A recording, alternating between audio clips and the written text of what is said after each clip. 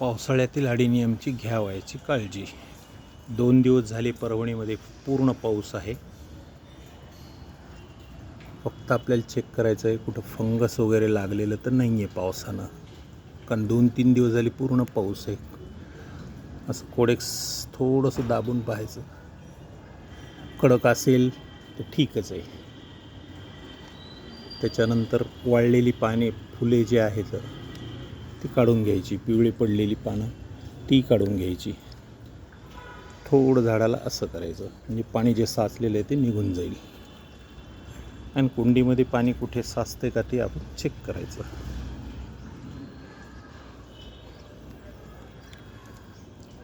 आता इथल्या ह्या कुंडीमध्ये पाणी साचलेलं आहे, बहुतेक ड्रेनेज होल त्याचं बंद असेल.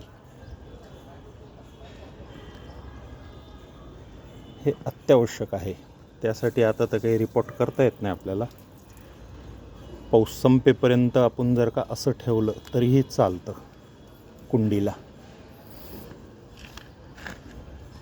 असं थोडं ही सुद्धा आहे.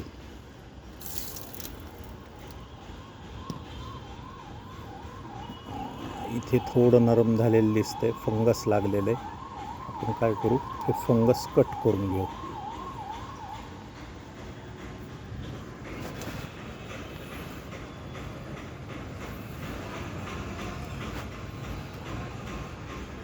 आहे का इथे अजून थोडा एक कट घेऊ आपण, थोडं स्टॉप करतो हे असं.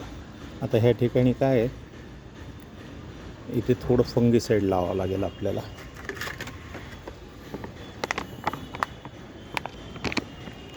फंगिसाईड लावायला काही भेटलं नाही, त्यामुळे असं जरी टाकलं तरी पुष्कळ आहे.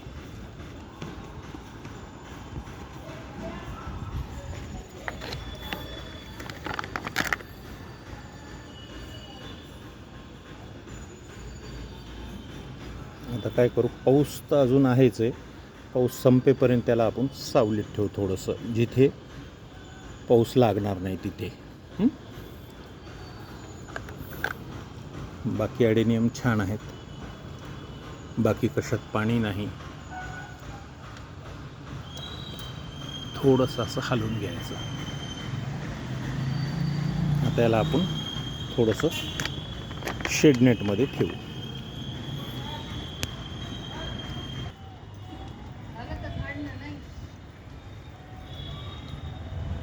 वाळलेली फुले सर्व काढून घ्यायची.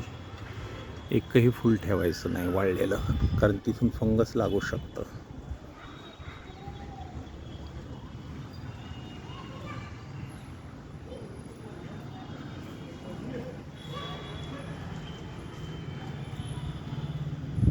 असे फुलं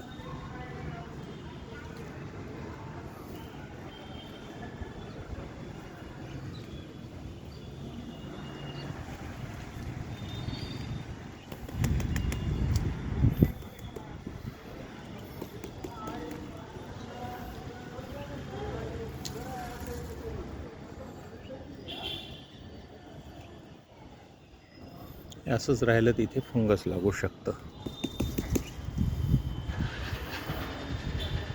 बाकी छान बहरलीत अडेनियम.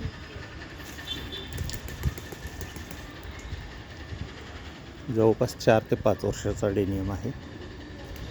त्याच्यामध्ये पाणी अजिबात साचत नाही.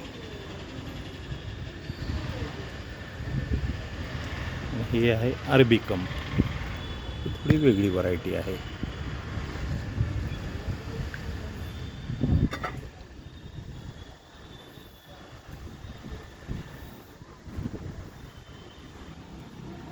हे आहे ॲपल बोर झाड.